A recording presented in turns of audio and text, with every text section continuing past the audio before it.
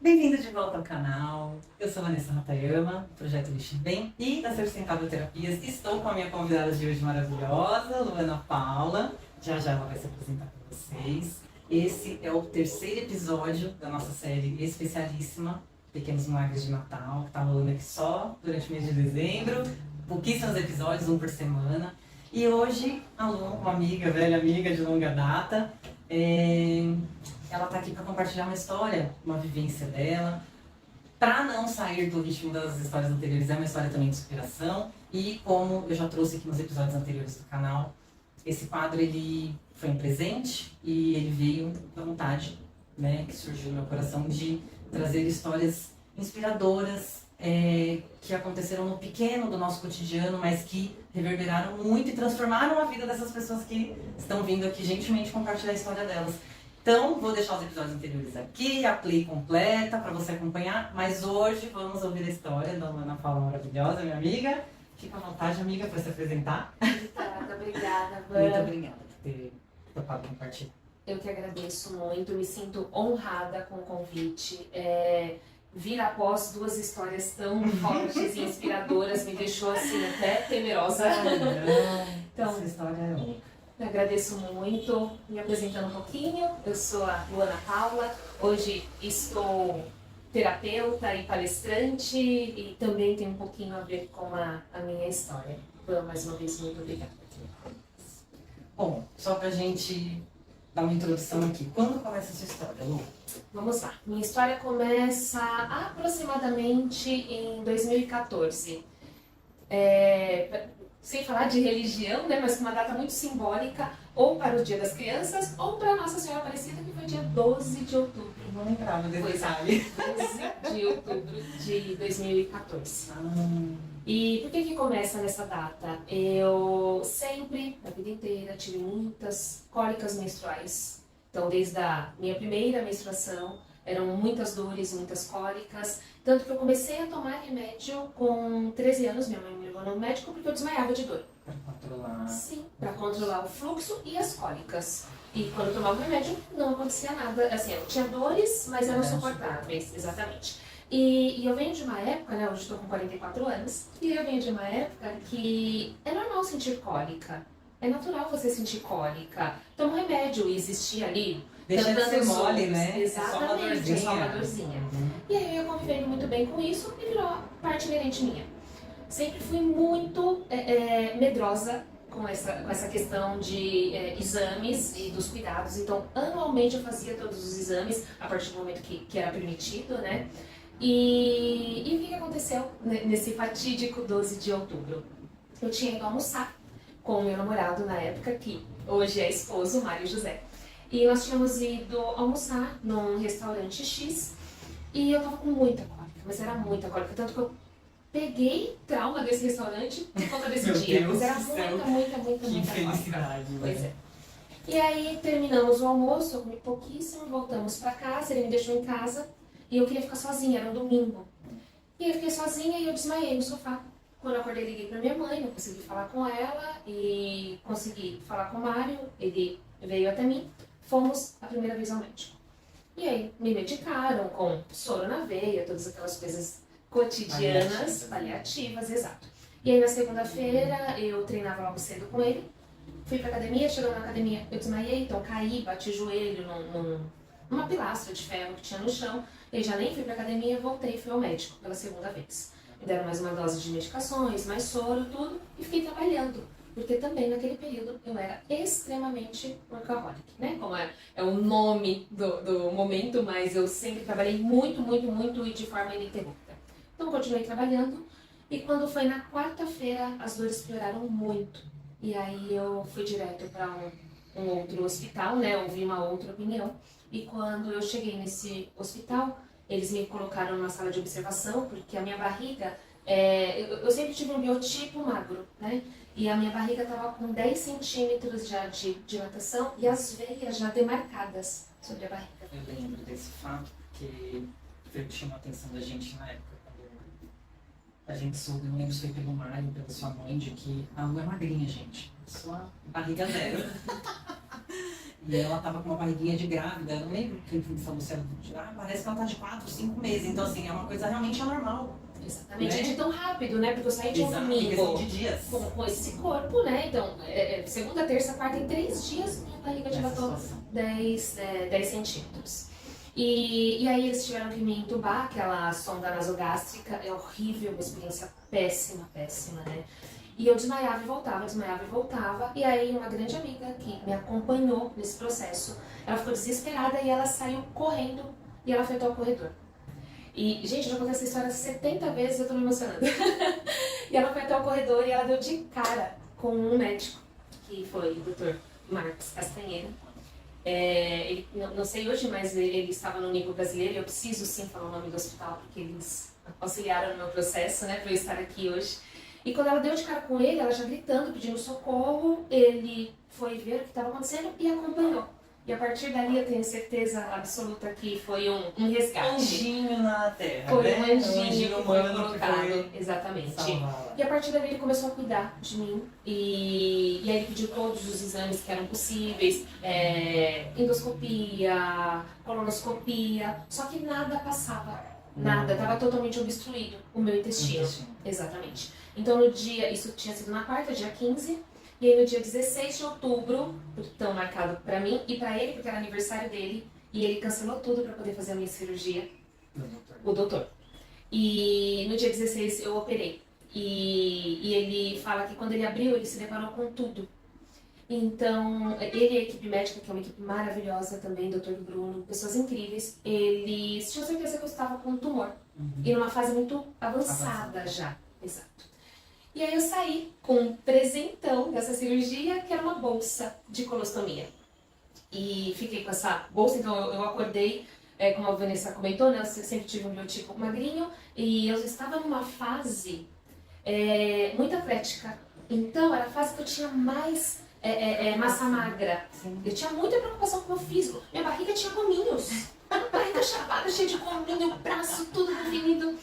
E quando eu olhei pra minha barriga, eu estava com uma bolsa de colostomia. Corte gigante, porque não havia possibilidade de fazer com a videolaparoscopia, então eles fizeram um corte daqui até pra baixo, bem pra baixo do umbigo, e eu tava com a bolsinha, mais viva.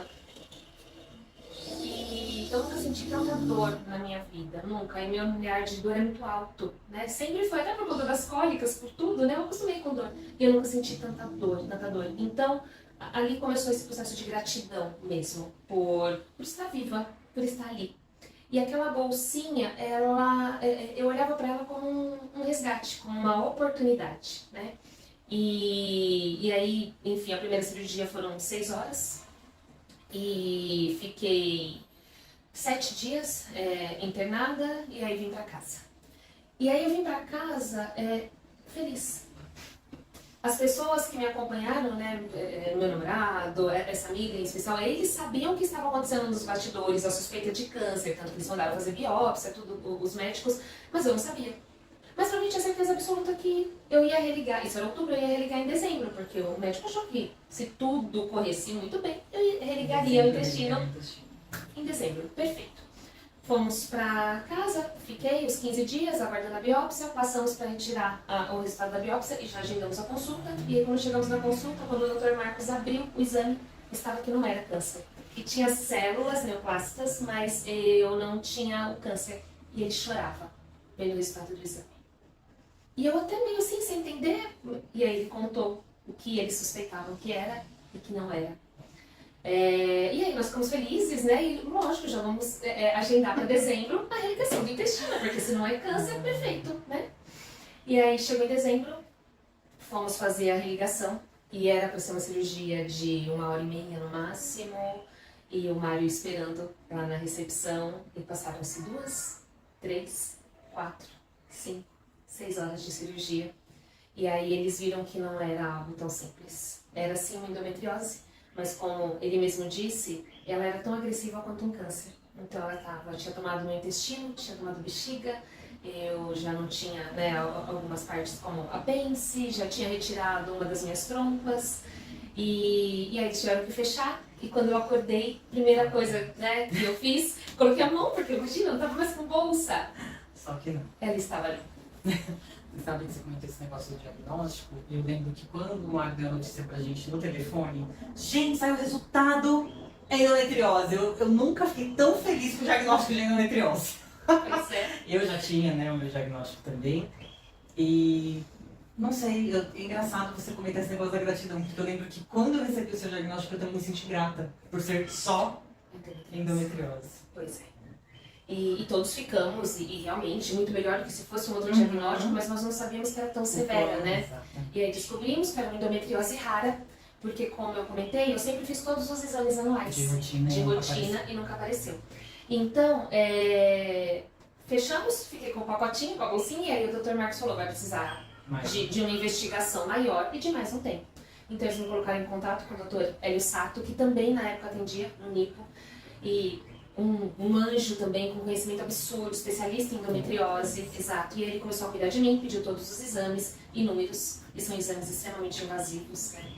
E aí ele identificou que era realmente essa endometriose rara e que eu ia precisar operar para tentar limpar um pouco do que estava acontecendo. Sem a menor possibilidade de tirar a bolsinha, em setembro daquele ano. Ou seja, eu ia ficar quase um ano com a bolsinha. E naquele momento, eu acredito que foi a primeira vez que eu fiquei muito triste. E eu lembro que o Mário passava comigo na volta e ele passou em frente ao Bosque Maia. E eu sou corredora de rua, então eu amo correr. E eu não podia correr por conta da bolsinha, né? Imagina, bolsa de colostomia. Gente, pra quem não sabe, bolsa de colostomia, as fezes saem na bolsa, né? Então, literalmente... É um desvio, né? Exato, que é feito intestino. Temporário, às vezes não é temporário. Às vezes é No seu irreversível. caso era temporário, Era. às vezes do intestino para essa bolsinha. Para essa bolsinha, então não ia pelas vias normais, né? E eu passava e eu chorei. Chorei assim, de tristeza por me sentir privada de algo que eu gostava tanto, limitada, e eu estava muito esperançosa. Então, quando saiu aquele diagnóstico que não era mais naquela data, era em setembro do ano posterior, foi a primeira vez que eu senti muita tristeza. Mas enfim, né? Segue a vida. Ciclo, né? A gente pode, né? Exato. Ficar triste, ter recaídas. Questionar. Exatamente. E aí seguimos em setembro, né? Fiz todos os preparos e em setembro foi feita a cirurgia e foram 12 horas de cirurgia. E eu implorava por morfina. Era muita dor. Foram 6 horas da parte do Dr. Hélio, que era toda a parte ginecológica, e depois mais 6 horas da parte do Dr. Marcos. E continuei com a bolsinha. Só que agora é diferente, não era mais de colonoscopia, não era mais de colostomia, perdão, era de íleo. A íleo é a parte líquida das fezes. É a parte que tem mau cheiro, que tem um odor absurdo, que ainda não se transformou em massa.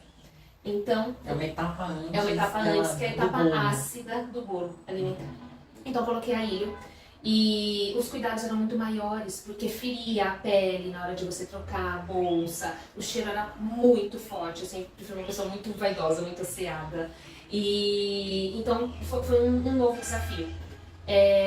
Mas já era uma etapa a mais, porque eles só não religaram 100%, e eles colocaram a íleo para dar tempo todo o trato intestinal se recuperar, para depois eles fazerem a reconstrução 100%, o religamento, que aí seria muito mais fácil pela íleo, né? Então, por mais que foi um sacrifício, tinha uma esperança Foi a um mais. avanço, mas foi um avanço mais tímido do que era esperado. Exatamente. Né? Você achou que ia dar 5 passos e deu 1, 2, vai. Mas ok, ainda estava progredindo. Estava muito. E eu lembro que eu me agarrava a tudo que eu podia.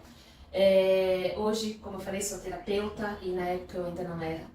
E era terapeuta holística, né? E não comportamental como hoje. E eu lembro que eu fazia 2 sessões de terapia por semana. Eu falava, se tem alguma coisa, se é real mesmo que a gente psicossomatiza, se o que tá aqui vai pro então, corpo, vamos limpar por onde pode. Eles limpavam no processo cirúrgico, eu limpava na parte da mente, na parte energética, na parte espiritual. E nessa cirurgia de 12 horas, até comentei com você, né, teve um episódio, não tô aqui mais uma vez, né, pra trazer sobre religiões, mas sobre fé. Eu não sei quantas pessoas oraram por mim. Eu tenho a minha família, exatamente, de todas as religiões, de todas as tribos, família, amigos, e era tanta oração, era tanta força. E um dia eu, naquele processo, dormindo, acordando, enfim, muita medicação no hospital, e nesse processo eu acordei com a certeza que eu estava vendo várias energias, pessoas atrás de mim, numa corrente de oração. E tem uma música específica, que eu não vou saber cantar ela em inglês, mas depois eu te compartilho, se você quiser compartilhar com as pessoas. E aquela melodia muito forte, eu tinha certeza que ia dar certo. Era como se fosse uma convicção, assim. Era uma energia absurda. Não é sim, é quando, Era né? quando ia dar certo, exatamente. E passei esse outro processo de setembro, e em dezembro nós agendamos a religação. E dia 19 de dezembro de 2015, eu fui pro centro cirúrgico. E o Dr. Marcos, ele sempre foi muito religioso, muito espiritualizado, então ele se recolhia todas as vezes antes da cirurgia de qualquer pessoa, não só a minha, para entregar o corpo dele para ser instrumento para a obra de Deus. E era isso que ele falava. Eu perguntava para ele, por que você se recolhe naquele quartinho antes de operar a gente? E aí ele falou que ele estava entregando o corpo dele para ser instrumento para a obra de Deus. E aí ele falou nesse dia, hoje é a última, tá? E eu falei, tá bom, tô pronta pra isso. Ó, me sinto merecedora e assim vai ser. É isso mesmo. E 2h30 depois, eu saí do centro cirúrgico e quando eu acordei, demorei ainda pra acordar, tava preguiçosa dessa anestesia, desse retorno. Primeira coisa que eu fiz foi passar a mão, agora dessa vez deste outro lado, porque era ilho, né? Passei a mão. E não tava a bolsinha. Meu Deus do céu, eu não consigo te explicar a tamanha alegria. Embora eu tinha muita gratidão pela bolsinha, porque graças a ela, né, eu estava viva, acho que eu não comentei no começo, mas o Dr. Marcos falou que eu tinha mais 2 dias de vida, provavelmente, porque o intestino já estava todo fissurado. Então já estava vazando fezes para dentro da barriga, né? Bom, eu queria só fazer uma adendo sobre a endometriose, porque uma das características dela ela vai criando aderência, é como se fossem formando peles. E essas peles vão se espalhando entre os órgãos, por dentro, mas também entre os órgãos. Então, um dos fatos que eu acho que aconteceu com você é que a pele que ela começou a fazer, além dela dar aderência, né, entre o intestino e os outros órgãos ali próximos, ela meio que enforcou. Exatamente, ela estrangulou o meu intestino, por isso que minha barriga começou a fechar, não passava mais. As fezes já não circulavam mais, e aí começou a essa obstrução, e aí não saíam gases, não saiu nada, e aí foi inchando todo o abdômen. Parece simples, mas não é, né? Pois é, parece simples, mas é. Lu, eu queria voltar um passo antes de você tirar a bolsa, porque teve uma situação que você relatou para mim que eu acho que é muito importante a gente trazer também. A questão da importância da gente encontrar a nossa tribo. Eu e a Lu somos amigas de longa data. Compartilhamos muitas coisas, né? E compartilhamos até endometriose. Mas de gravidades diferentes, enfim. E eu lembro de um relato que você me trouxe uma vez a gente conversando sobre como era bom você fazer parte de um grupo de pessoas que usavam bolsinha. Grupos nas redes, né? Na internet. Eu queria que você trouxesse só um pouquinho sobre isso, porque eu acho que é um norte para quem às vezes se sente sozinho, único, vivendo uma situação, um desafio. E como a gente não tá sozinho, né? Eu já trouxe isso no episódio anterior. Tá todo mundo conectado. Acho que às vezes o que falta é a gente encontrar a nossa tribo. Então tem a tribo da bolsinha, tem a tribo da endometriose, a gente tem tribo para tudo. Eu queria que você relatasse um pouquinho de como foi a sua experiência de encontrar a sua tribo nesse momento. Sim, muito, muito bem lembrado. A minha rede de apoio foi muito forte para tudo, como eu falei, família, amigos, o corpo médico, as enfermeiras, todo mundo. Eu tive uma rede de apoio muito forte. Só que ainda assim, nós não estamos preparados para isso. Quando a pessoa chega com um diagnóstico muito pesado, a gente não sabe muito o que falar à comunidade, a gente vai dar força. E assim de uma hora para outra. Exato, né? muito abrupto. E a gente vai dar força para que ela saia daquele momento. Então, não, vamos lá, vamos fazer. E talvez você só precisasse chorar, se sentir feia com aquela bolsa de colostomia, sem se sentir fútil. Sem ninguém te julgar. Sem ter esse julgamento, ou sem você precisar... Viver a dor, Exatamente, né? viver a dor, viver o luto, sem eu precisar estar bem o tempo inteiro. Mas as pessoas que eu convivia, por mais que você tivesse endometriose, você não tinha passado por aquilo. Então, assim, por mais que nós tentamos ser empáticos, às vezes a gente só consegue ser simpático naquele momento, porque a gente não viveu aquela dor. Então, o que eu fiz? Eu saí pesquisando, e eu encontrei alguns grupos, e um que eu me identifiquei bastante, de pessoas estomizadas, que a gente chama. Então são pessoas que ou já passaram pelo processo de estomização, né, de ter a bolsa de colostomia, pessoas que eram irreversíveis, diferente do meu caso, pessoas que estavam no mesmo processo que eu. Então eu entrei naquele grupo e a gente trocava várias mensagens. E quando eu entrei naquele grupo eu falei, meu Deus, eles sabem do que eu tô falando, eles sabem o que é ter medo. Compartilham da sua dor. Eles compartilhavam da minha dor. Eles sabem o que às vezes você fala, ai meu Deus do céu, acabei de tomar banho, mas já saiu, a bolsinha já tá cheia de novo, que graças a Deus que estava, mas meu Deus do céu, porque ficava cheia. E aí eu tinha que voltar e fazer a limpeza toda de novo. Teve um episódio muito delicado que eu continuei trabalhando todo o período. E na época eu trabalhava com construção civil e eu era autônoma. Uma falta de grana absurda, assim, nossa, foi um período bem caótico pra tudo mesmo. A rede de apoio também me ajudou muito, muito desafiador. E eu tinha ido atender uma cliente. E eu tinha feito... Eu tava aqui lembrando dessa história e tava pensando, será que ela não vai trazer? Trouxe, você me emanou ela. E aí essa cliente foi atendida à noite. Um dia antes eu tava no preparo intestinal, porque no dia seguinte eu ia fazer exames. Mas eu precisava atender ela. Por quê? Porque eu precisava vender, porque eu tava sem grana nenhuma, zerada. Eu já tinha vendido coisas assim, pra conseguir continuar pagando o convênio, pagando os remédios e tudo. E aí eu já tinha, né, eliminado, porque eram remédios com... que faziam o trânsito funcionar mais, né? Então, laxativos, tudo. E aí já tinha passado, já estava bem, e fui atender essa paciente à noite. E ela estava na finalização do fechamento, eis que a bolsinha começou a funcionar. E ela explodiu no pé da cliente. Ela explodiu. Ou seja... Colocou pra todo lado. Literalmente, Desculpa, gente. tava indo agora, agora é engraçado. E aí eu olhei pra aquilo, eu lembro que eu tava com o uniforme da empresa que eu representava, e eu olhei, e aí ela olhou pra mim e ela, fica calma, tá tudo bem. E ela foi, me ajudou a me limpar, e eu com uma vergonha, mas eu contando agora que a vergonha nem é de mim. E ela foi de uma empatia. Né? tão empática. Eu acho Ela por isso que eu gravei essa história. limpou tudo. E ela assinou um pedido, e assinou outros, e eu saí de lá, mas eu tinha tanta vergonha, eu tinha nojo de mim. Pela primeira vez eu senti raiva da bolsinha, porque eu não tinha tido raiva, eu tratava ela como uma parte da minha que me salvou. E eu tinha raiva de tudo. Eu lembro que eu fiquei 7 dias brigada com Deus. De mal. De mal de Deus. E aí ele, na sua sabedoria infinita, né, eu tava indo pro médico, dirigindo, e aí tem um cruzamento na Moca que tinha, né, hoje faz tempo que eu não passo lá, mas tinha um rapaz cego. E aí ele veio vender as balinhas dele, house. E eu tava muito brava com Deus. Falei, eu vou sacanear, eu vou despejar minha raiva. E aí eu olhei pra ele, e ele com um semblante tão gentil. Aí ele falou, você quer uma bala? Eu falei, quero. Só que eu quero house preto. Por quê? Porque eu sabia que ele não estava enxergando. Então, mas eu queria preta. De maldade, pra descarregar minha raiva mesmo. E aí ele foi... Humana, né? Sim, bem humana. E aí ele foi e me entregou o house preto. Aí eu olhei e falei, sabe, tem uma ordem e tal. E aí eu falei pra ele, como você sabe qual é o preto? E ele falou, eu preciso atender bem meus clientes, então eu coloco marquinhas em cima pra eu poder saber qual é a bala que eu vou entregar. Ele falou, vai com Deus. Deus já te abençoa e já te abençoa mais. Mensageiro, né? E aí eu fiquei mais envergonhada, fiquei péssima.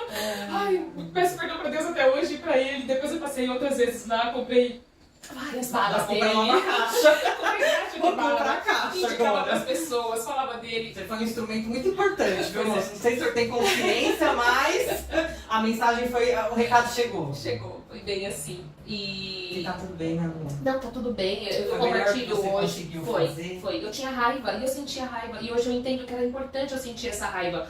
Não me orgulho do que eu fiz, mas né, Deus na sua benevolência, ele me devolveu a mensagem e através, amor, né? com amor e através de um instrumento que eu não teria como questionar, né? Assim, olha, o seu caso foi irreversível, dele não é, ele era cego desde nascença. Depois eu fui descobrindo a história dele, tudo. Né? Cliente, E a sua cliente a foi minha empática. cliente foi empática. Então, assim, eu fui abraçada e eu precisava, né, transbordar aquilo, transbordei de uma forma não nobre, mas eu precisava, humana.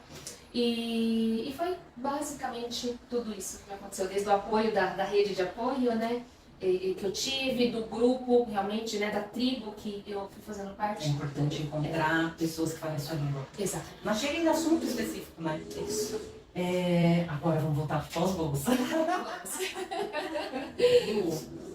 Qual foi a lição que você tirou dessa situação que veio tão repentinamente, que mudou, né? Causou uma transformação ali momentânea, mas o que você trouxe disso para sua vida depois? O que mudou? Como que é a Luana antes e a Luana depois? Eu sou uma pessoa transformada. Eu desacelerei. A bolsa me permitiu, não para um desacelerar abrupto, né?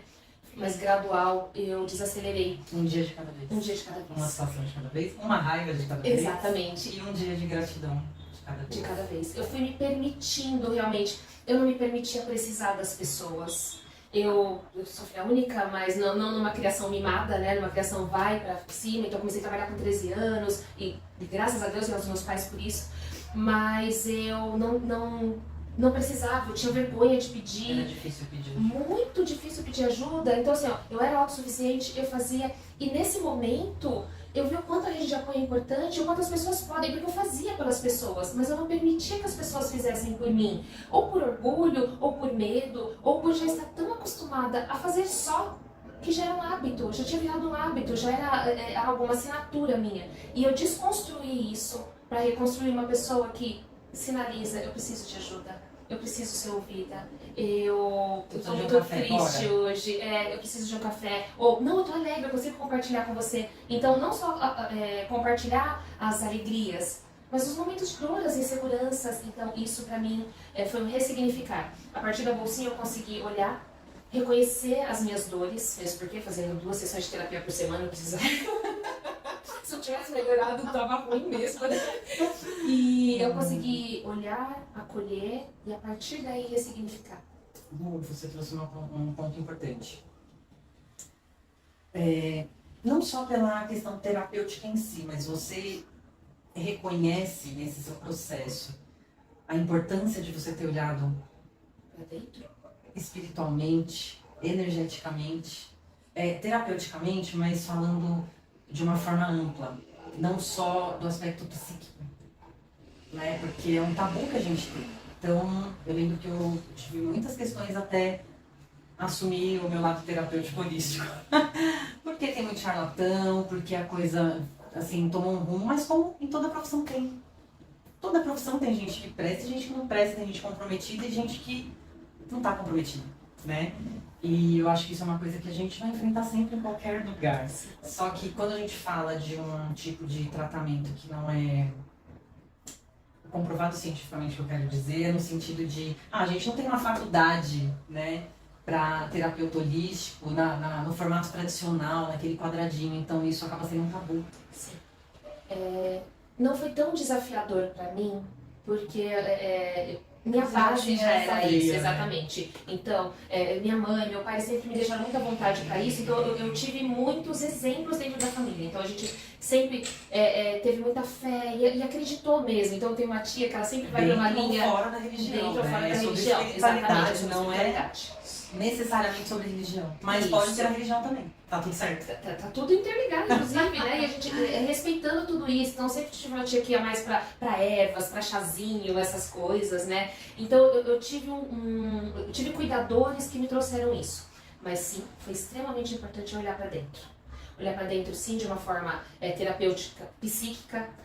Foi muito importante eu utilizar de tudo aquilo que eu acreditava, de fé mesmo, de me reconectar com Deus. Eu lembro que eu gravava áudios, usei muito da Louise Hay, eu lia os livros e eu gravava áudios para eu ir ouvindo até subindo para o centro cirúrgico, eu ia ouvindo as afirmações. Então tudo que iam me ensinando, me orientando, eu ia fazendo. Então foi importante eu sim olhar para dentro e transbordar aquilo que já tinha e somando com outras coisas, sabe? Uma forma integral, integral, né? porque eu era um ser humano integral. Ali pra mim ficou muito claro, não adiantava só cuidar da endometriose, eu precisava cuidar da minha mente, do meu sentir e sim da parte física que já estava ali sofrendo por tudo o que aconteceu, enfim, por uma vida.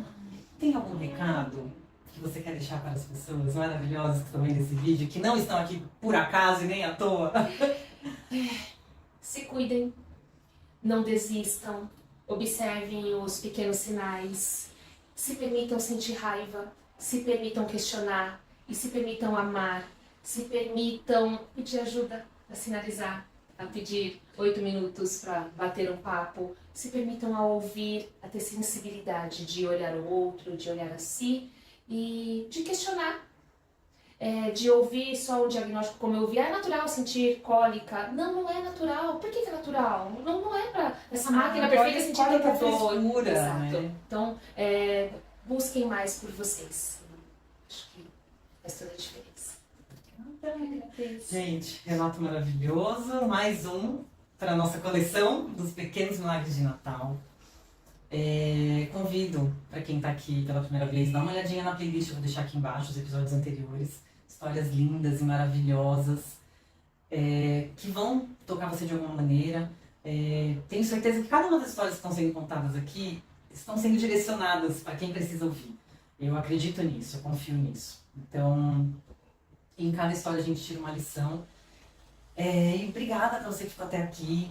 Teremos mais histórias até o fim do mês. Aproveite, fique por aqui com a gente. Se você gostou, se esse vídeo fez sentido, essa história te tocou de alguma forma, compartilha com quem você sabe que precisa ouvir esse relato, com quem precisa nesse momento de uma palavra de esperança, de uma história de superação para dar aquele gás que às vezes a gente precisa, ou que precisa acolher a sua raiva, a sua tristeza também, tá tudo certo. Acho que é isso. Vamos ficando por aqui. Um beijo no seu coração, até a próxima semana e eu espero vocês no próximo vídeo. Beijo, obrigada. Tchau.